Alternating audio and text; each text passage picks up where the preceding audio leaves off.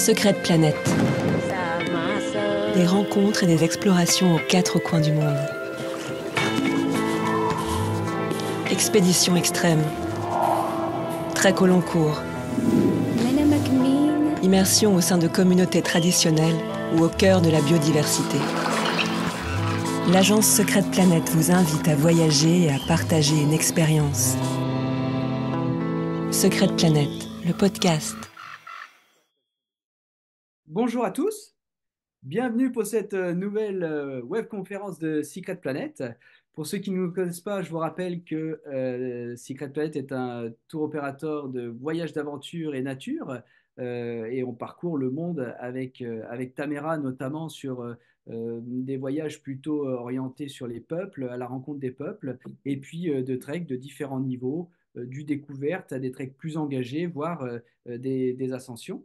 Et puis, avec Expedition Unlimited, on fait des expéditions en haute altitude et dans les milieux polaires.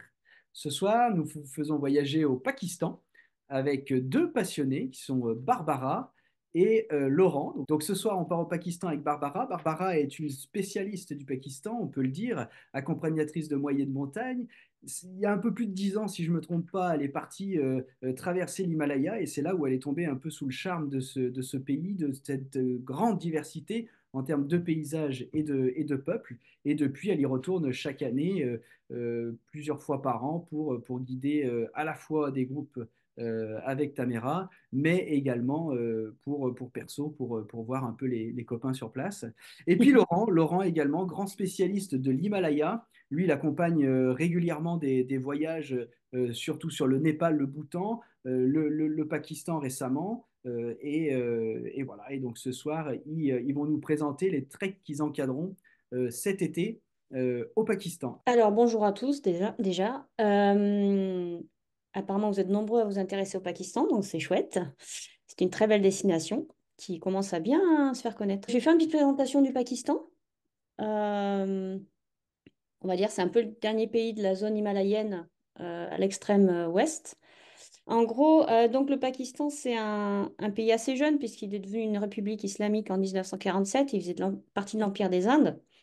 Donc, il est très relié à l'histoire de l'Empire britannique et de l'Empire des Indes. Donc, il a une histoire très, très riche, puisqu'il est, on va dire, entre l'Orient et l'Occident. Il est un peu entre côté Asie centrale, donc les pays d'Asie centrale, Tadjikistan, Afghanistan, Kirghizistan, Iran, et le côté himalayen. Il fait à peu près un fois et demi la France et qui est très divers. Donc, on voit bien les pays qui l'entourent, qui sont l'Inde en grande partie, l'Afghanistan en grande partie, l'Iran, du côté de la province du Baloutchistan, et au nord, le Tadjikistan, le corridor de Waran. Surtout, en fait, il ne touche pas le Tadjikistan. Il y a le corridor de Waran qui fait tampon entre les deux, la Chine, et voilà. Donc, en majorité, nous, on va se balader au nord, puisque le nord, c'est là où il y a les montagnes, donc il y a qui se rejoignent d'ailleurs les trois massifs principaux, qui sont l'Himalaya, qui se termine vers le Karakoram. À la région de Gilgit, ça se rejoint. Le Pamir, qui prend tout le massif du nord entre la Chine, corridor de Wakhan, Tadjikistan, enfin tout le Pamir de l'Asie centrale, et puis l'Hindu Kush, qui va plus côté afghan et côté Afghanistan et Pakistan. Et le sud qui donc, on va le long de la vallée de l'Indus, qu'on voit bien, l'Indus qui prend sa source au mont Kailash, à ne pas confondre avec mont Kailash avec les Kalash, au Tibet, et donc qui descend jusque Karachi, la ville la plus au sud, au niveau de la mer d'Arabie, la mer d'Oman, au Pakistan, qui était l'ancienne capitale, et maintenant c'est Islamabad. C'était Rawalpindi, puis Islamabad. Donc on propose effectivement la découverte de la civilisation de l'Indus avec Tamera, qui est un très très beau voyage, magnifique. Et au nord, on a, on va dire, deux, trois secteurs, puisqu'on a le côté, donc là je vois la zone de Geyser, mais c'est toute la région de l'Hindu Kush, où on va souvent faire des voyages plutôt culturels, puisque j'emmène régulièrement avec Tamera justement pour assister aux fêtes Kalash, qui sont dans les trois vallées dans la région de Chitral, qui est plus à l'ouest encore, au bord de l'Afghanistan. Les trois vallées Kalash pour le Chamos en décembre et le Joshi au mois de mai. Et donc le trek que je vais faire, qui est dans la région de Geyser, effectivement, qui est entouré, qui est une traversée de Naltar à côté de Gilgit jusque Mastouj. qu'on voit dans le cercle et qui permet d'aller de Gilgit-Baltistan jusqu'à l'Hindu Kush. Ensuite, il y a la zone très fréquentée, un peu plus touristique, mais quand même moins connue que le Baltoro, qui est dans la Hunza, autour de la vallée de Chimchal, qui est un village assez connu maintenant, Passou, Karimabad, qui font frontière avec le Pamir et la Chine, qui sont des montagnes très sèches, très rocailleuses, avec des populations de Wari, qui est un peuple ismaélien. Donc la région ismaélienne, elle est vraiment accentuée là-dessus, les peuples ismaéliens. Également dans la région de Guizer, il y a beaucoup d'Ismaéliens dans la vallée d'Ishkomen et d'Yassine, dont je vous parlerai tout à l'heure. Et donc, la vallée de Chimchal, la vallée de Chapursan, Passou sont des régions très, très ouvertes où le trek est assez développé. Il y a beaucoup de bergers, c'est ça qui est intéressant aussi, avec des vies très traditionnelles, tout en ayant une population qui a beaucoup d'éducation. Les filles vont à l'école, elles travaillent, les femmes travaillent. Donc, il y a vraiment une richesse en termes de rencontres culturelles qui est très intéressante et montagneuse. Et ensuite, la troisième région, c'est le Baltoro, qui est plus connu parce qu'il y a le K2 au bout du glacier du Baltoro, le K2 qui fait frontière avec la Chine, qui est le deuxième plus haut sommet du monde, à 8611 mètres, certainement l'un des plus durs au monde à gravir.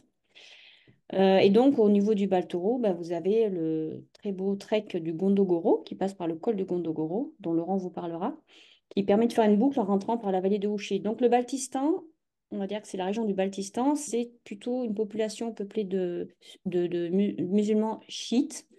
La majorité est sunnite au Pakistan, mais la majorité des chiites sont dans cette région-là. La majorité des Ismaéliens sont dans la Hunza. Et donc, c'est vraiment une région pour tout ce qui est trek spectaculaire, puisqu'on est entouré de hautes montagnes entre 7000 et 8000 mètres d'altitude, puisqu'il y a le Broad Peak, le K2, le Masherbrum. Au bout, on ne voit pas là, mais au niveau, on ne voit pas le Nanga Parbat, mais on le voit sur la carte, qui est le bout de l'Himalaya, qui est donc plus au sud, comme on peut voir. Et donc, le Baltoro, il y a aussi le Snow Lake, le trek du Snow Lake. Les plus connus, on va dire, c'est Snow Lake et le trek du Baltoro qui mène au camp de base du K2. Et ensuite, cette région-là qui vient d'apparaître, c'est donc tout un massif, le massif d'Aramosh et également de Rakaposhi, qui permet de rejoindre Gilgit, qui permet donc de faire une sorte de traversée entre Gilgit et Skardou. Skardou, qui est vraiment la capitale, le cœur du Baltistan, et Gilgit, qui est vraiment au cœur des trois régions. Et donc, une région très peu explorée, assez technique, avec des montagnes aussi très spectaculaires, dont Laurent va accompagner le trek, qui était, avant le Pakistan, était très fréquenté, avant les années 2000, donc c'était certainement des zones qui étaient très fréquentées à l'époque. Aujourd'hui, ça reprend, donc il y a quelques personnes qui vont là-bas, mais c'est vraiment un trek isolé, soutenu, spectaculaire également, qui, à mon avis, va être vraiment magnifique, mais qui demande quand même des compétences un peu équivalentes au trek du Gondogoro, qui demande un passage à un col de haute altitude, plus de 5000 mètres, et qui peut être assez technique si le temps est mauvais, mais qui est voilà, extraordinaire. Donc, je vais parler des deux treks que je propose avec Tamera. Le trek des vallées secrètes du Nord-Pakistan, on l'a appelé comme ça parce que c'est deux vallées, Ishkomen et Yassine, qui sont peu fréquentées et qui permettent vraiment de rencontrer une population très accueillante, très contente de voir des touristes et des trekkers. Pour info, l'année dernière, donc on a fait ce trek en mode reconnaissance et ça faisait à peu près 30 ans qu'ils n'avaient pas vu ces personnes le faire depuis 30 ans. C'est-à-dire qu'on a enchaîné 3 cols. On part de la région de Gilgit, de Naltar. On fait un premier col qui s'appelle Naltar Pass. On arrive dans la vallée d'Ishkomen. Donc, on monte un col à 4006, on redescend. Dans la vallée d'Ishkomen, les paysages changent encore, beaucoup plus verdoyants, beaucoup plus pastoral. Et on passe à notre col qui s'appelle Assumbar Pass, qui est on va dire que c'est un trek un peu plus facile celui-là parce on peut prendre des ânes. Et là, on a également une autre population de bergers. On a beaucoup de goujars. Donc, les goujars sont des bergers nomades qui restent, qui gardent les troupeaux des habitants de la vallée et qui sont très, très accueillants également. Et le troisième trek qu'on fait, c'est que donc on redescend ensuite dans la vallée d'Yassine. Et dans la vallée d'Yassine, cette fois-ci, on change de province, on va dans le Képiké et on arrive dans la région de l'Hindu Kush et on passe le Tui Pass. Et ce dernier trek que l'on fait, on le fait dans cet ordre-là pour plusieurs raisons. Déjà parce qu'on a le soleil dans le dos, donc c'est bien plus agréable pour marcher. Et le dernier trek est le trek le plus soutenu, on va dire, puisqu'on remonte une moraine, on passe sur un glacier, c'est plus physique, beaucoup de cailloux, etc. Mais en termes d'ambiance, c'est vraiment ambiance alpine, montagne, c'est grandiose. Et donc, on enchaîne 3 cols. Et l'avantage, c'est la variété des paysages. On rencontre beaucoup de bergers. Et donc, ça permet vraiment de varier, de découvrir des régions du Pakistan dont on ne soupçonne pas l'existence, puisque moi-même, qui suis allée plusieurs fois au Pakistan, je suis allée régulièrement à Shimshal et un peu au Baltoro et beaucoup dans l'Hindu Kush. J'ai été subjuguée par les paysages. Donc là, vous voyez, ça, c'est le début du trek. Ce qu'il faut savoir, par contre, pour ces treks au Pakistan, par rapport à des treks qu'on pourrait faire au Népal, c'est qu'on peut commencer très haut tout de suite en altitude. On peut commencer tout de suite à 2005-3000 mètres. Donc, il faut être quand même assez acclimaté, avoir une expérience quand même des treks d'altitude, on dort assez haut, de la 4000, 4005.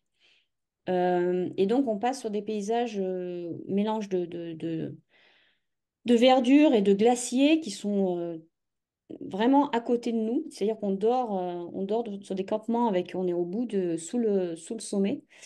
On n'a que des populations locales. On a croisé 0 touriste l'année dernière, sauf 2 personnes, je crois. Et donc, on est vraiment immergé dans une ambiance authentique, culturellement contrastée et avec des falaises et des parois assez spectaculaires. Euh, Au niveau technicité, c'est pas très technique, à part le dernier trait qui demande un peu plus d'avoir le pied montagnard. Il y a des passages un peu en ravine, des petits passages en ravine où voilà, c'est des pierriers, mais il n'y a rien de dangereux. Par contre, c'est quand même voilà, des treks où il faut avoir l'expérience. Alors, on a ce genre d'ambiance dans des gorges très sèches, avec des chemins très, très bien entretenus, voire plus entretenus qu'au trek de Chimchal, pour ceux qui l'ont fait. Et donc, ça demande vraiment pas forcément un grand niveau, mais c'est soutenu, c'est en altitude, c'est isolé, donc il faut faire aussi avec l'ambiance de terrain isolé. L'année dernière, on a une météo assez clémente, et cette année, donc, on a réadapté le séjour pour pouvoir passer une journée. Ça, c'est le trek d'Assumbar, où on passe vraiment de cette couleur rouge ocre à la vallée très, très verdoyante. On va passer une journée avec des bergers après le trek d'Assumbar, parce que l'ambiance était tellement chouette l'année dernière que j'ai dit aux clients, qu'est-ce que vous en pensez si on devait rester là? Et ils auraient bien aimé rester, mais on a continué du coup parce qu'on avait déjà utilisé une journée, parce qu'il avait plu non-stop pendant 2 jours. Laurent a eu cette très belle expérience autour du Nanga Parbat d'avoir de la pluie non-stop. La météo est changeante, comme vous le savez, au niveau des changements climatiques, c'est très perturbé. Donc on prend toujours 1 ou 2 jours au cas où. Voilà, donc c'est exactement ce genre d'ambiance, à côté d'une rivière, des terrains plats. On a les moutons le matin, on peut aller goûter le fromage des bergers, on voit quelques maisons à droite, et on va rester dans ce campement une journée avec ces bergers qu'on voit sur la photo, qui devraient être encore là. Et donc, on va pouvoir assister, voire accompagner les bergers, pour ceux qui veulent, et sinon, il y aura moyen d'aller faire une randonnée sur un autre col, dans une autre vallée, pour ceux qui voudraient plutôt marcher et profiter des lieux. Voilà, donc il y a encore beaucoup, beaucoup de choses à voir au Pakistan. Voilà, c'est le genre de sentiers qu'on peut avoir, qui seront les plus exposés, j'ai envie de dire, où on est sur des traces en pente. Moi, les clients que j'avais l'année dernière étaient très à l'aise et honnêtement, il n'y a pas de souci. On a une super équipe avec nous, toujours. Et ça, c'est le dernier trek dans la vallée de Touy, la région de Touy, qui demande un peu plus d'efforts. Donc là, on voit les porteurs. Sans eux, on ne pourrait rien faire d'ailleurs. Pour info également, souvent vous allez voir dans les treks que je propose, enfin surtout le trek de Shimshan dont je vous parlerai après, on part souvent au mois d'août, fin juillet, parce que les rivières sont très hautes. La région d'Aramoch, apparemment, mais Laurent vous dira de ce qu'on a lu, c'est bien de partir en début de saison. Mais pour nos treks, là, c'est bien de partir après mi-juillet, justement pour des questions de hauteur de rivière. Donc là, on voit un peu l'ambiance, euh, beaucoup plus minérale en termes de technicité. On est déjà sur la fin. On n'a pas vu trop les glaciers un petit peu. Et il peut faire très très chaud. Alors ce qui est impressionnant au Pakistan, c'est qu'effectivement, il peut faire très chaud, même à 3 000 mètres. Et on est content des fois d'être à 4 000 mètres juste pour profiter de un peu de fraîcheur. Voilà. Et ensuite, on enchaîne, donc on va sur Mastouj. Et de Mastouj, on rentre, on traverse Chitral et on rentre directement parce que l'année dernière, on s'est rendu compte que rester, voir les calages, rester dans la région, en fait, c'est assez épuisant. Et c'est très agréable de rentrer, vraiment d'avoir encore la tête dans le trek. Et d'avoir fait ce trek vraiment dans cette ambiance-là. Le deuxième trek, alors c'est nouveau. On va dire que c'est entre reconnaissance et même si c'est un trek qui est connu, qu'on peut retrouver sur les cartes. C'est un niveau un peu plus difficile, je dirais, parce qu'il y a 4 cols, dont 2 cols un peu plus techniques que la moyenne. L'idée, c'est qu'au lieu de faire un aller-retour comme d'habitude, pour ceux qui ont fait le trek de Chimchal, d'habitude on va jusqu'au col de Chimchal Pass et Chouert et Chougirap, qui sont 2 alpages. Cette fois, on revient et on passe par 3 autres cols. Alors j'ai longuement hésité parce que j'ai demandé à mes amis sur place, hein, ça fait un petit moment que j'ai envie de faire ce trek, parce que les allers-retours c'est bien, mais les boucles c'est mieux. Et, euh, et donc l'idée c'est de passer quand même une journée à Karimabad pour s'acclimater et profiter un peu de l'ambiance, de partir à Chimchal, de passer une journée de repos à Chimchal pour également s'acclimater, parce que c'est important de quand même s'acclimater avant de monter assez vite. Et de Chimchal, on part, on fait une petite journée à Garessar et ensuite on enchaîne jusqu'au Chimchal Pass. On va passer une journée également avec les bergers. Idéalement, ce qui est bien au mois d'août, c'est qu'ils sont encore là-haut, qu'ils ont encore des yaks et qu'on va pouvoir aussi les accompagner sur une journée. Et au retour, eh ben, on va passer par Spodine, un pass qui est à 5 300 mètres quand même. Un autre pass 2 jours plus tard, en fait c'est tous les 2 3 jours. Boysam Pass et le dernier Shapshingol, qui est un col un peu plus technique. Euh, pour ces treks-là, on recommande quand même, par exemple, des mini-crampons. Parce que comme les conditions climatiques sont très changeantes, c'est un peu pentu. S'il y a un peu de neige ou un peu de glace, on sera très content d'avoir des mini-crampons. On ne va pas mettre de baudrier ni d'outils d'alpinisme, enfin d'équipement d'alpinisme, mais on est content d'avoir un peu de sécurité. Donc, en termes d'ambiance, Chimchal, c'est très, très lunaire, très minéral. Ça, c'est la vue donc, au niveau de Karimabad. On voit le fort Balti de Karimabad et le Rakaposhi en face. Là, c'est le Spantik à droite. Toutes les montagnes qu'on voit de Dwikar en haut de Karimabad, on ira également là-haut. Donc, ce qui est bien au Pakistan, c'est qu'on peut très facilement être à côté des 7 000 mètres et avoir des vues impressionnantes sans marcher pendant des jours et des jours dans la jungle comme au Népal, même si c'est 2 choses différentes. Mais ça demande d'être un peu plus acclimaté et d'avoir le pied montagnard. Donc en termes d'ambiance, ben, toujours pareil, des bergers Chimchali qui continuent à perpétuer la tradition d'aller régulièrement en été, même si clairement il y a beaucoup moins de bergers qu'avant. Donc l'été, c'est quand même un peu la meilleure saison pour les voir. Là, c'est quelques photos. Quand on est monté à Menginsar, pour ceux qui font le trek de Chimchal classique, il y a l'option pour monter au sommet. Donc, c'est un trek qui demande, je crois qu'il y a 12 jours de marche et qui va demander d'avoir quand même une certaine expérience, vraiment un pied montagnard. Parce que ce qu'il faut savoir dans la vallée de Chimchal et dans le trek de Chimchal, c'est que ce sont des sentiers entretenus mais très exposés, un peu vertigineux. Et donc pour ceux qui ont un peu le vertige, je recommanderais plutôt de faire le trek de Naltar, clairement, ou le Baltoro. Mais c'est un trek qui demande voilà, d'avoir le pied montagnard et d'être à l'aise sur les terrains un peu pentus. Là, c'est une vue du Nanga Parbat pour ceux qui font le trek classique, puisqu'on passait 3 jours d'acclimatation à Ferry Meadows. Voilà, ça c'est les amis, c'était il y a 2 ans. On faisait la traite le matin avec les femmes, qui devraient peut-être être là, on ne sait pas. Ça évolue chaque année. Et ça, c'est le campement de Chouert, 4 300 mètres. On redescendait du col de Chimchal. Donc on voit bien que c'est très minéral et qu'il y a beaucoup de poussière, surtout quand il y a du vent, mais bon, c'était pas trop le cas l'année dernière. Beaucoup de glaciers également et beaucoup de pentes. Ça, voilà, il y a pas mal de pentes et, euh, et de passages un peu vertigineux. Là, on voit pas trop, mais voilà, beaucoup de pierriers, etc. Donc ce trek-là, c'est une nouveauté. Je ne sais pas il se fera cette année ou l'année prochaine parce que ça demande quand même. Il a été lancé assez récemment. On va en parler pour ceux qui ont des questions.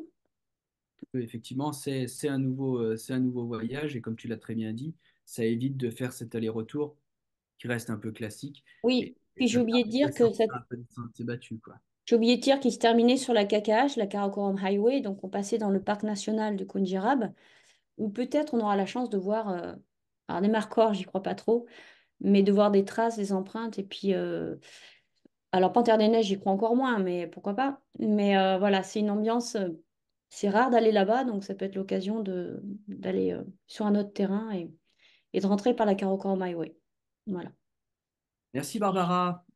On passe la parole peut-être maintenant à Laurent qui va nous présenter assez brièvement donc bon, celui qu'on connaît un peu plus, le classique, donc comme on disait au pied des 8000 et le retour par le col du Gondogoro puisqu'il l'a accompagné au moins deux fois pour nous. Et puis ensuite, naturellement, nous présentera un peu plus longuement sa reconnaissance dans la vallée d'Aramoch. Donc bonjour tout le monde. Donc là, je vais continuer en complément de Barbara, ce qu'elle vous a déjà présenté le Pakistan plutôt dans son ensemble. Donc là, vous avez vu plein de choses. Là, on va se rapprocher plus de l'Est. Donc là, on se rapproche des 8000, hein. C'est des grands classiques qui attirent toujours tout le monde. Le voyage que j'ai monté avec Tamera pour le Gondogoro, on avait mis l'accent sur aller voir les camps de base. Même si le camp de base du Gasherbrum reste un petit peu loin, au moins on voit les G1 et G2. Donc c'est un voyage qui est devenu autant classique que l'aller-retour sur Concordia. L'avantage de passer le Gondogoro, c'est justement, comme disait Barbara, de ne pas faire un aller-retour. Parce que c'est pas passionnant, même si au Pakistan, redécouvrir les montagnes de l'autre sens, c'est quand même pas si mal. Donc là, la montée se fait vraiment facilement. Les routes avancent doucement jusqu'au pied du glacier. Après, les camps sont pensés pour une acclimatation tout à fait facile pour arriver à Concordia. De Concordia, direction le K2 en version lente pour que vous ayez le temps de profiter du camp de base du Gasherbrum et le temps d'aller voir vraiment le pied du K2 et de revenir sans faire la course. De là, moi, j'avais demandé que l'on aille vers les Gasherbrum, donc ça a été fait. Donc ça permet de faire un bel aller-retour vers G1, G2 avec une vue de cirque qui est assez incroyable. On voit les autres 8000. Donc là, sur les photos, par contre, on est toujours à Scolé, donc on est encore très très loin de ce que je vous raconte. Mais disons qu'on part de la verdure. Là, c'était au juillet. On part de la verdure des habitations et puis on monte sur un glacier. Donc sur le glacier, il n'y a strictement personne à part les touristes. Voilà, là, vous êtes dans le coin des pénitents avec le Masherbrum qui est devant vous. Donc là, vous voyez bien qu'au niveau résidence, c'est beaucoup plus minéral qu'avec les voyages de Barbara. Les seules personnes que vous allez rencontrer, ça va être les militaires qui sont là en base jusqu'à la frontière indienne. Donc on remonte là-dedans, le chemin est très facile, c'est tracé, les mules montent, elles vont essentiellement vers le K2. Donc une fois que nous, on a fait notre balade de K2 Gacharbo, non, K2 Broad Peak, excusez-moi, hop, bah là, vous avez le G4 tout au fond. Donc là, on approche de Concordia. Donc une fois qu'on est arrivé à cette confluence, nous, on part plein est et on va vers le Gondogoro. Là, c'est Mitre. Donc, pour ceux qui ne connaissent pas les montagnes du Pakistan, bah, il n'y a jamais de rondeur. Les montagnes sont assez récentes, donc c'est tout en arête, en face monumentale.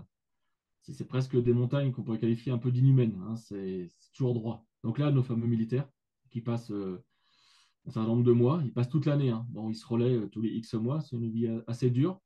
Ça donne une décoration assez spéciale au niveau des bidons. Là, bah, c'est l'arrivée sur le K2. Nous, on longe la droite de la photo, donc rive gauche, avec le camp de base du Broad Peak qu'on voit pas très bien là, mais il est dans le coin. Donc, que dire? C'est très sauvage. Ça, c'est le grand glacier qui va aussi vers le K2. Donc là, c'est très sauvage. Il n'y a qu'un seul inconvénient. C'est comme le Népal, les montagnes sont fantastiques. Donc là, ça, c'est au pied du K2, là. Le K2 est sur la gauche, on ne le voit pas. Donc, les montagnes attirent du monde, et vraiment beaucoup de monde. Donc à Concordia, il n'est pas rare qu'il y ait, allez, je ne vais pas vous mentir, facile 200 personnes, hein. Donc il y a de la place, donc c'est pas le problème. Et puis on est environné de montagnes, donc ça gêne pas. Là, on part vers le Gondogoro, donc on abandonne tous les gens qui font l'aller-retour depuis Concordia. Donc là, on va dans un coin un peu plus, allez, un peu moins visité, même s'il y a beaucoup de monde. Là, c'est un petit camp que l'on a mis quand on va vers les Gasherbrum. Toujours cette ambiance, hein, très minérale, de la glace partout, de l'eau, tout ce qu'on veut. Là, pour les photos, ça rafale du matin au soir, hein, parce que il n'y a pas grands endroits dans le monde où il y a ça. Là, on arrive au camp de Ali Camp. On voit la taille des groupes par rapport aux montagnes qui sont devant nous, hein. Tout est à 7000, les sommets, là, c'est toujours 7000, entre 7 et 8, bien évidemment. Là, il y a une crevasse à laquelle on fait attention. On fait un grand tour pour arriver à Ali Camp. Donc, vous voyez, l'ambiance est plus glaciaire. On ne laisse pas les glaciers sur le côté. Là, on est obligé de les traverser, de les contourner. Là, alors là, c'est la montée de nuit pour aller au Gondogoro.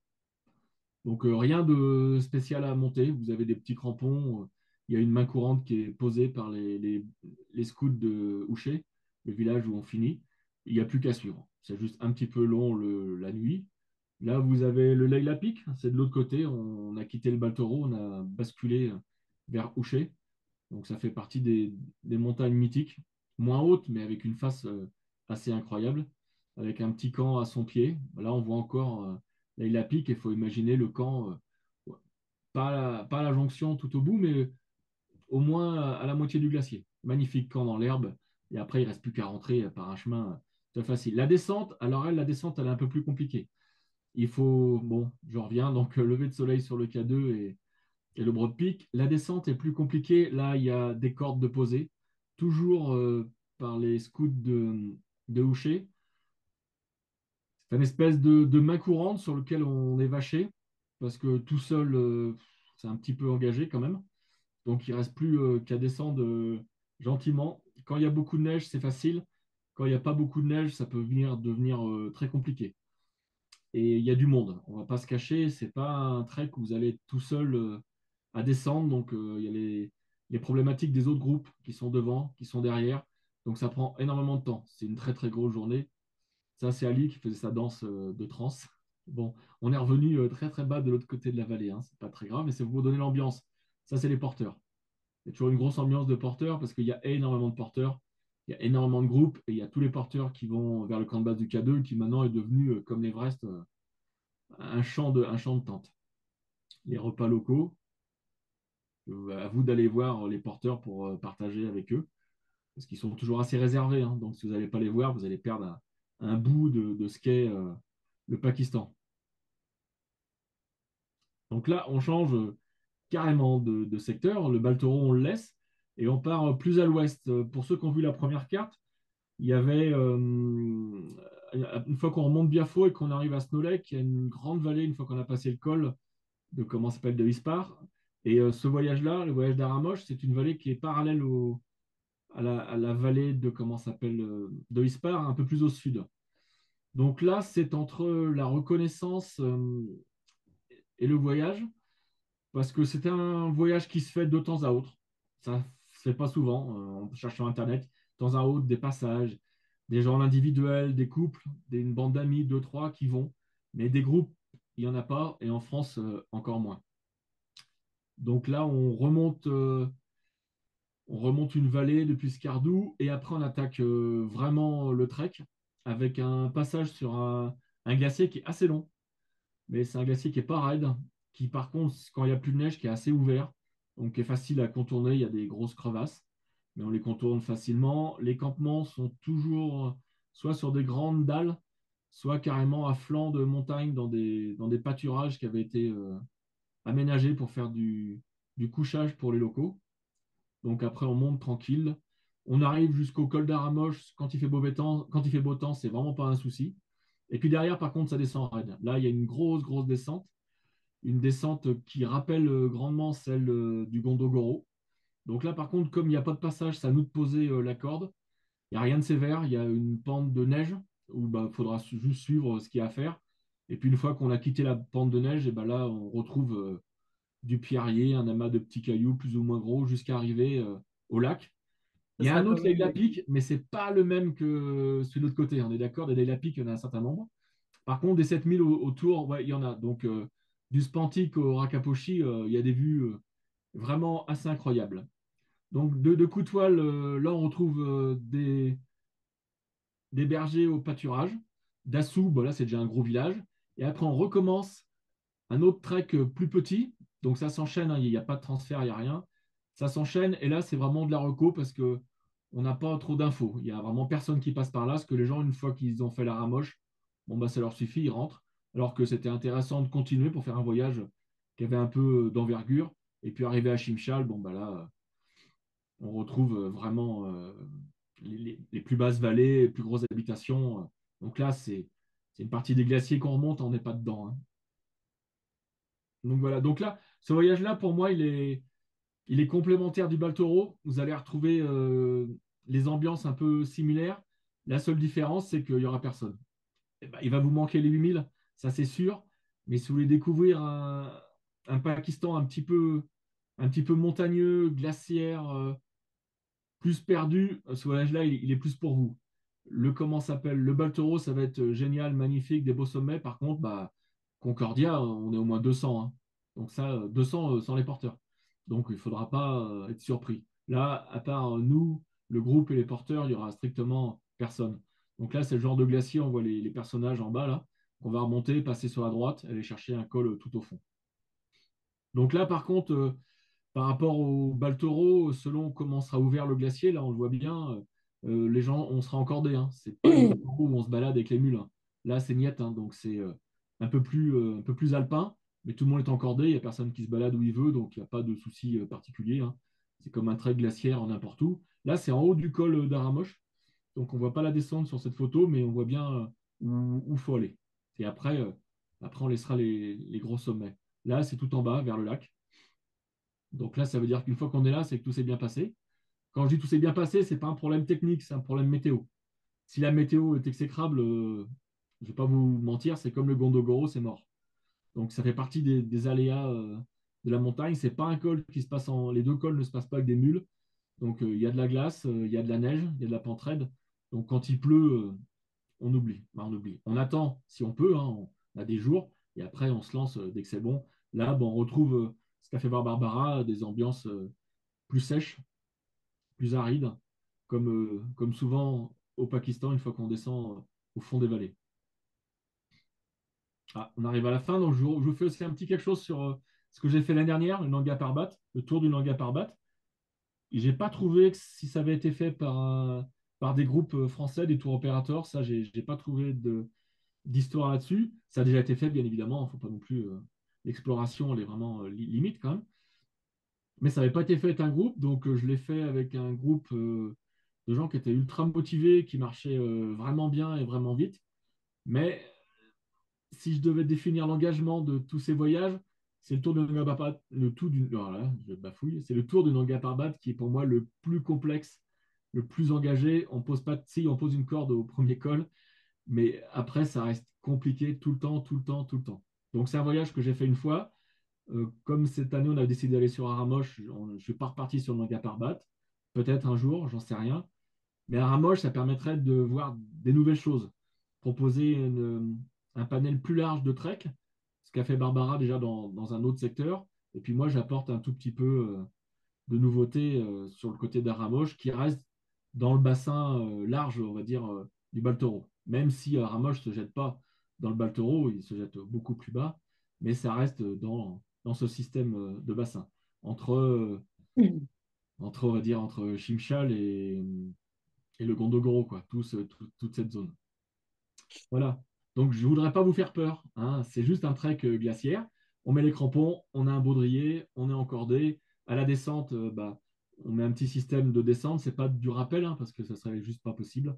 Donc, on est juste en longe dessus, une longe auto, comment je pourrais ça? Si ça, je sais plus le nom. Bon, si vous tombez, vous êtes retenu. C'est ça que je voulais dire. Mais vous n'avez pas tombé, on sera là, on sera assez nombreux pour vous aider. Mais c'est pas plus compliqué à descendre que le Gondogoro. Donc, si vous connaissez déjà le Gondogoro, il n'y a pas de souci particulier. On est plus sur un glacier, que ça sera un glacier moins morénique sur celui d'Aramoche, alors que celui du Gondogoro, il y a de la moraine, il y a du caillou beaucoup sur le glacier, quoi. L'autre va être beaucoup plus sauvage. Voilà. Donc, je ne sais pas s'il y a des questions, si ça s'affiche quelque part, questions et réponses. Merci. Ouais, bah, il y en a quelques-unes, donc je vais les reprendre, je vous les pose, et puis bah, après on voit qui répond. En tout cas, merci à tous les deux d'avoir présenté voilà, ces voyages.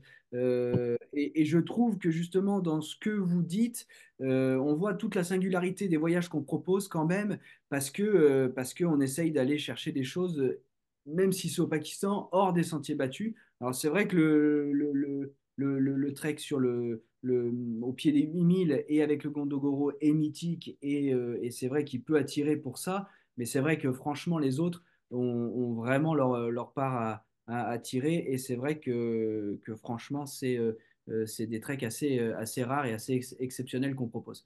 Donc en tout cas merci à tous les deux, surtout de les encadrer et puis de les proposer. Oui, alors la première question, bah, elle va être plutôt pour Barbara parce que je sais que elle saura très bien répondre à ça. C'est par rapport au niveau de sécurité et c'est surtout par rapport aux femmes, le fait de voyager au Pakistan pour les femmes. Alors je dis ça parce que Barbara Laurent répond pour répondre peut-être, une je sais fois pas. à cette question et elle est assez bien placée pour le faire. Donc en termes de sécurité, si c'est dangereux pour une femme de voyager au Pakistan? Oui, c'est ça. Et puis je pense que derrière, la question c'est Oui. est-ce qu'il faut Comment se ça se voiler, passe? comment on Ouais, s'habille, etc. ouais. Alors moi je vois depuis, la première fois que je suis allée c'était en 2008, donc ça a évolué depuis. Il faut se rendre compte qu'en fait le Pakistan c'est un pays, 75%, la moyenne d'âge c'est 22 ans. C'est un pays avec beaucoup de jeunes et même s'il y a on va dire qu'au nord Pakistan, c'est quand même très développé. C'est la zone la plus riche dans le Pendjab aussi. Enfin, les gens sont connectés, savent comment fonctionne le monde. Et ils savent que quand on est une femme européenne, on n'est pas musulmane et ils respectent ça totalement. Donc, tant qu'on va pas dans des zones très traditionnelles, je dirais les régions tribales, un peu vers le Swat, où on peut passer effectivement au retour de mon trek de Naltar, même là, je vois que c'est pas une obligation de mettre le voile. C'est pas une obligation donc d'être voilée en tant que femme. Par contre, s'attacher les cheveux, c'est mieux par respect pour les autres femmes également. Et de mettre des vêtements amples, pas de vêtements moulants. Et en fait, il faut plutôt mettre un foulard sur le devant pour cacher la poitrine et mettre une chemise longue que vouloir se voiler les cheveux ou la tête, comme en Iran où c'est une obligation, mais il n'y a aucune obligation par rapport à ça. Les gens sont très respectueux de la différence, très accueillants. Plutôt timides et réservés justement parce que dans leur culture, euh, ils vont pas forcément se dévoiler tout de suite. Donc il faut pas hésiter à sourire, à aller voir les gens. Dans la région du Nord Pakistan, de toute façon, ils sont habitués quand même à un certain tourisme et ils sont beaucoup éduqués. Enfin, il n'y a pas de souci par rapport à ça. Aujourd'hui, il faut savoir qu'Internet est partout. J'ai envie de dire, par rapport à il y a 15 ans, vous avez la 4G, donc bah, un peu partout. Et donc, les gens sont ouverts au monde, ils savent un peu comment ça fonctionne. Donc, il n'y a plus cette idée un peu de la femme qui doit se plier à certains codes et tout ça. Donc, moi, en tant que femme qui voyage toute seule ou en groupe, je n'ai jamais senti aucune tension, plutôt de la curiosité et plutôt un respect, justement, où ils vont agir plus pour nous préserver que pour... Et donc, ça peut paraître comme quelque chose de c'est codifié, mais en fait, c'est plus pour nous préserver. L'exemple que je prends souvent, c'est que quand je voyageais toute seule en bus, en bus, il n'y aura personne à côté de moi, ou une femme, évidemment. Et quand je prenais une Jeep, j'étais devant avec les femmes. Et si jamais il y avait des hommes à côté de moi, il y avait une place vide entre nous deux. Donc l'idée, c'est pas je te rejette, j'ai pas envie d'être à côté de toi, c'est tu es une femme et je voudrais pas que tu crois que j'ai des intentions. Donc en fait, il y a énormément de respect et d'ouverture. Et c'est juste, peut-être, faut faire attention quand on prend des photos, ce genre de choses, de bien demander, de bien comprendre que ben, une photo, c'est pas rien en fait. C'est intrusif Et par contre, les gens, si on passe du temps avec eux, ils sont ravis qu'on les prenne en photo. Ils adorent ça. Alors nous, en tant que femmes, justement, l'avantage des femmes qui viennent au Pakistan, on va pouvoir rencontrer encore plus facilement les femmes, on va pouvoir encore plus parler de choses et prendre des photos. Et l'année dernière, on a vécu des choses vraiment super dans la traversée, surtout dans le village de Nialti. En fait, on a été accueillis par une famille que j'avais rencontrée l'année d'avant, qui se souvenait de mon prénom. Je trouvais ça dingue. Et là, ils nous attendent, hein. Donc, c'est sûr qu'on va les revoir. Donc, non, il n'y a aucun problème. En tant que femme, aucun problème. Au Et contraire. après, plus largement, peut-être aborder rapidement l'histoire de la sécurité, comme ça au moins ça rassure aussi un peu tout le monde. Alors, on... la sécurité en termes de transport, enfin, quand on se voyage au Pakistan, bon, il y a une lettre d'invitation, on est forcément encadré par une agence locale qui est responsable de nous, avec qui on est tout le temps en contact. Nous, dans les treks, on a un téléphone satellite, un caisson hyperbare, on a tout ce qu'il faut en termes de sécurité santé. Et après, comment dire, on est des fois soumis à des moments où on doit s'arrêter et attendre des autorisations pour traverser. Par exemple, la dernière fois, c'était le col du Lowari, c'était la fête nationale. Et ils ont dit, en fait, c'est plus qu'en termes de touristes, ils veulent vraiment pas qu'il se passe quoi que ce soit, donc ils nous surprotègent. Et comme ils nous surprotègent, des fois, ben, on doit attendre un peu plus. On doit, voilà, patienter. Mais c'est souvent dans un intérêt, voilà. Et en Voyageur. fait, hein? C'est souvent dans l'intérêt du voyageur. Oui, oui, mais voilà, on peut être escorté, par exemple. Dans la région de l'Hindoukouche, on peut être escorté par des policiers, ce qui fait rire assez tout le monde. Enfin, ils sont très gentils. Mais honnêtement, on ne ressent aucune tension, on ne ressent aucun danger. Tous ceux qui sont venus au Pakistan me l'ont dit. Tous ceux qui se disent, mais en fait, c'est... Voilà, c'est... Il n'y a rien. Ben non, il n'y a rien, en fait. Et voilà, donc c'est vraiment une appréhension qui est relayée par l'image du terrorisme et tout ça. Mais Un peu là, le négatif. gouvernement vient de changer. A priori, ça va rien changer en termes touristiques. Même d'ailleurs, j'ai appris récemment qu'ils sont en train énormément de développer le tourisme justement dans la région de l'Hindoukouche et du Képiké. Donc, j'espère que d'autres treks vont pouvoir être encore plus accessibles les années à venir. Une question à laquelle Laurent, tu peux peut-être répondre, une question de Catherine qui demande s'il faut avoir un bon niveau d'alpinisme, donc pour les treks, ou est-ce que c'est accessible pour les personnes qui n'ont jamais pratiqué la marche sur glacé. Alors je dis Laurent parce qu'ils sont peut-être un tout petit peu plus engagés quand même Oui, oui. que ceux que tu as présentés, puisque pour ceux que tu encadres, Barbara, si je dis pas de bêtises, il n'y a pas, tu l'as dit, de difficultés trop techniques. Il n'y a pas de technique d'alpinisme à part le dernier col de Chimchal qui sera un peu plus pentu, mais il n'y a pas d'exigence technique. Mm. Laurent? Ouais, donc je vais répondre à cette question. Donc, pour la marche sur glacier, non, il n'y a pas besoin de technique, hein. Vous mettez les crampons et vous marchez naturellement en écartant un peu plus les pieds pour pas mettre des coups de crampons dans le matériel, les chaussures et le pantalon. Après, il faut juste s'encorder sur la ramoche. Donc là, c'est assez simple, hein. Si vous n'avez jamais fait, ça prend 30 secondes. Et puis, il y a deux, trois notions qu'il va falloir donner. Après, si par le plus grand des hasards, ce qui est assez compliqué, vous passiez dans une crevasse, ce que je ne crois pas, parce que vous ne serez pas devant, c'est pas à vous de sortir. Donc, on s'en occupe, ça, c'est pas le problème. Mais bon, c'est pas prévu à la base, hein. Donc, il n'y a pas de niveau d'alpinisme pour les treks sur glacier. Après, il y a une descente qui est plus ou moins raide. Donc là, bah, on vous aide et il faut savoir un peu gérer deux, trois choses, mais c'est vraiment pas compliqué. Dites-vous que vous n'êtes pas seul et qu'on vous aide. Si vous avez déjà fait une sortie glaciaire avec des crampons, bah, c'est plus simple. Sur le Gondogoro, j'ai emmené des gens qui n'avaient jamais rien fait au niveau glaciaire, à part une balade sur la mer de glace, quelque chose comme ça.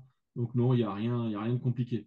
Ça peut être de temps en temps donner pas le vertige, mais on dit, ah ouais, il y a quand même de la pente là. Après, vous nous faites confiance et on se débrouille et il n'y a pas de souci particulier. C'est pas un trek summit. On n'est pas en train de faire un trek pour arriver à faire un petit sommet à 6000 ou 6005, on va dire, parce que 7000, c'est plus un petit sommet, où il y a de la technique, des choses à faire. Là, non, on passe juste un col. Ça peut être un petit peu impressionnant, mais il n'y a pas de besoin d'un niveau d'alpinisme important, sinon bah, on n'aura jamais personne. Il faut être clair, ça reste simple à faire. Vous nous faites confiance, on est assez pour vous aider et ça passe tout seul, quoi. Finalement, c'est presque plus, on va dire, l'endurance et d'avoir quand même fait des, peut-être, Oui, et puis sur un glacier, quand c'est un glacier qui sont comme au Pakistan, très large, très ouvert, avec des grosses montagnes partout, c'est impressionnant parce qu'on est quand même l'impression d'être au milieu de nulle part. Et on est au milieu de On nulle l'a vu part. sur les photos, hein, c'est vrai Ouais, quand ouais, on c'est voit la vraiment taille très, des. c'est très, très particulier tous ces coins-là. Une chose qu'on n'a quasiment pas au Népal, hein, j'y passe quand même pas mal de mois par an au Népal, on n'a pas des marches sur glacier aussi longues comme ça n'existe pas. On a des glaciers qu'on coupe, qu'on remonte quelques heures, on peut faire des choses, mais en trek, au Népal, ça n'existe pas. Alors, je vois Alix qui me demande s'il y a besoin d'un piolet. Oui, Oui, t'en prends un, hein, vu que je sais que tu es déjà inscrite sur un ramoche. Donc oui, il faut prendre un piolet, ça sert toujours. Donc ça, c'est pas un truc, ça peut aider pour plein de choses. Après, toute la remontée sur le glacier, on va remonter avec, comment ça s'appelle, avec les bâtons. Hein. J'ai pas besoin de marcher avec un piolet de marche, hein, là, c'est niet. Mais le piolet à la descente, ça peut servir, on ne sait jamais. Il faut voir les conditions, parce que comme ça, c'est un peu compliqué. Je dirais non, à la base, pas besoin de piolet, mais un petit léger sur le bord du sac, ça peut nous servir, nous, donc si on a plusieurs, à voir. Et puis, je vais répondre à la foulée, la foulée de la question de Michel Pillon. Limite d'âge, bah, c'est comme tous les treks, hein, j'en sais rien. Je connais des jeunes de 25 ans que j'emmènerai jamais parce que c'est une catastrophe. Et puis, j'ai eu des personnes de plus de 75 ans qui faisaient 200, 300 km de vélo par semaine et Mm. qui tenaient bien. Il n'y a aucun souci là-dessus. Donc la limite d'âge, c'est à vous de voir, quoi.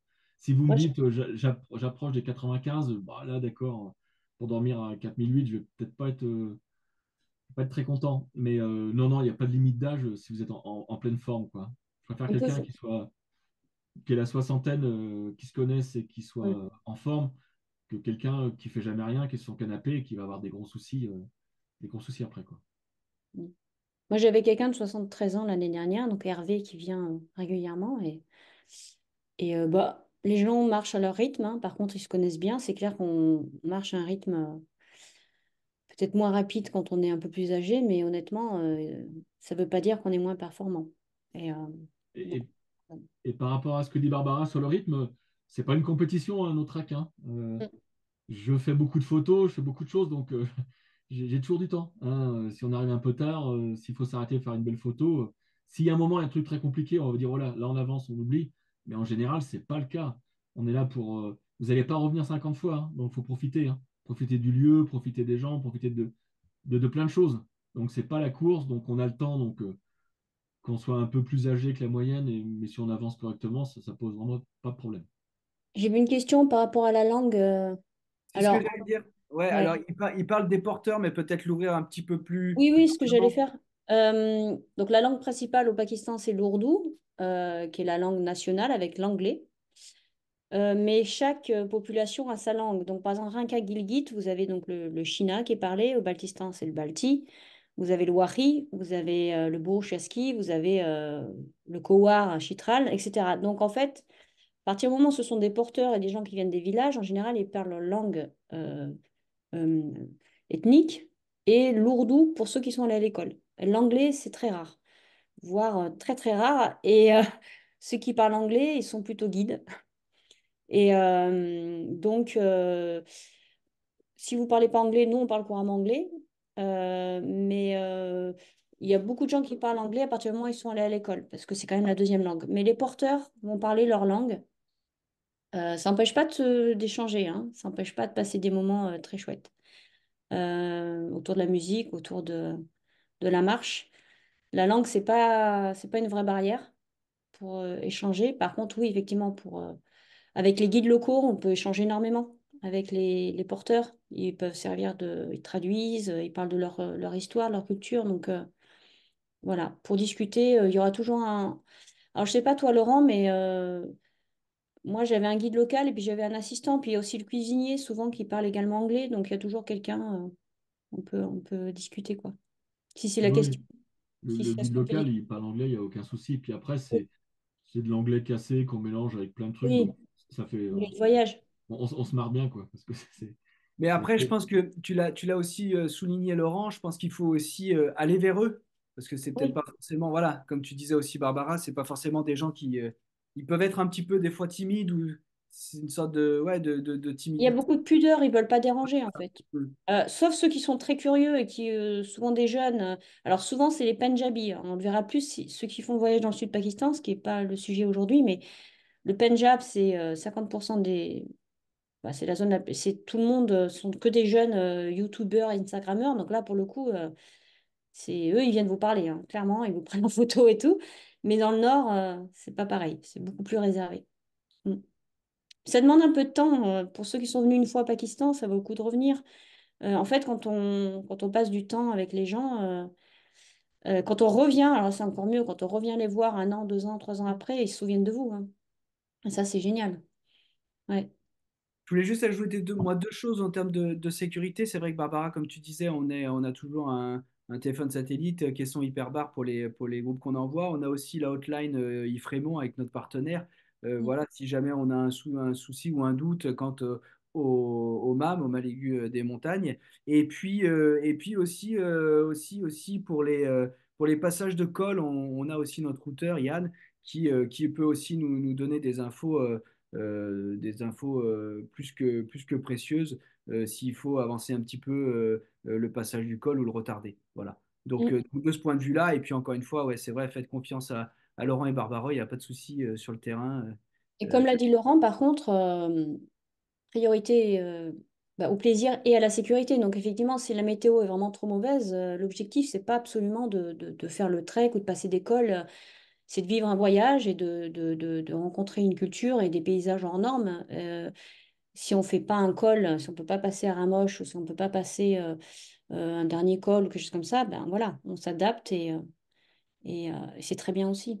Ouais, Faut je me pas souviens l'année passée sur le Gondogoro, justement, ils annonçaient vraiment très très pourri le samedi. Bon, bah, on a fait en sorte de passer le vendredi. Ça s'est très bien passé et effectivement, ça s'est très dégradé entre le samedi et le dimanche.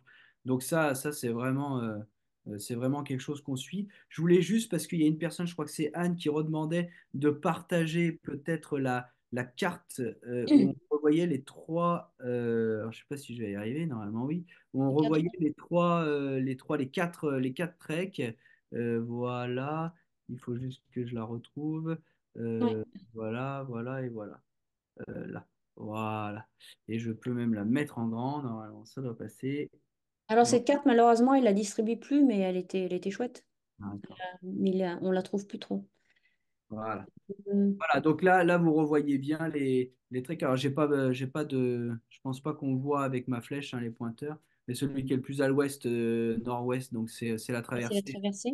Mm. Altar, Mastouge. Celui à l'est, c'est le Chimchal. Donc ça, c'est les deux treks que accompagnera Barbara. Celui qui est plutôt central entre Gilgit et Escardou, là, c'est le trek de reconnaissance de Laurent, enfin en partie reconnaissance de Laurent sur Aramoche. Et puis le tout à l'est, c'est celui du K2 par le Gondogoro. Voilà, je ne sais pas s'il y a d'autres questions, n'hésitez pas. En tout cas, je vous remercie vraiment d'avoir été si nombreux parce qu'on était plus de 60 ce soir, ce qui est bien pour un pays comme le Pakistan, parce que c'est vrai que bon, même il y a quand même une image un peu négative qui lui colle à la peau, on voit que c'est un pays avec une grosse diversité, tant en termes de peuple, tant en termes de paysages. Grosse richesse. Alors oui, bien sûr, c'est pas le Népal, mais on voit que on peut facilement faire 2, 3 voyages au Pakistan si on aime ces ambiances-là, et sans aller chercher des trucs trop difficiles. Voilà. Donc je sais pas s'il y a d'autres questions. J'attends J'attends encore une ou deux minutes s'il y a des gens qui ont des questions. Je ne sais pas si Laurent ou Barbara, vous vouliez ajouter quelque chose. Inscrivez-vous. Ouais. Alors Venez. oui, non, mais c'est à la fois une blague et pas une blague. C'est Ah vrai si.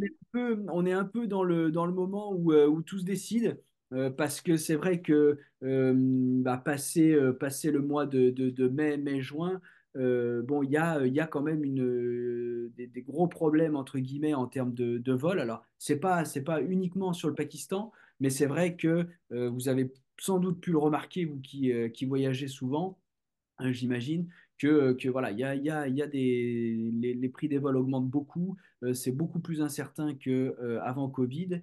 Et donc voilà, donc c'est vrai que si vous êtes intéressé, c'est le moment. n'hésitez pas à revenir vers moi. Et puis, si vous avez des questions, on peut toujours y répondre par la suite.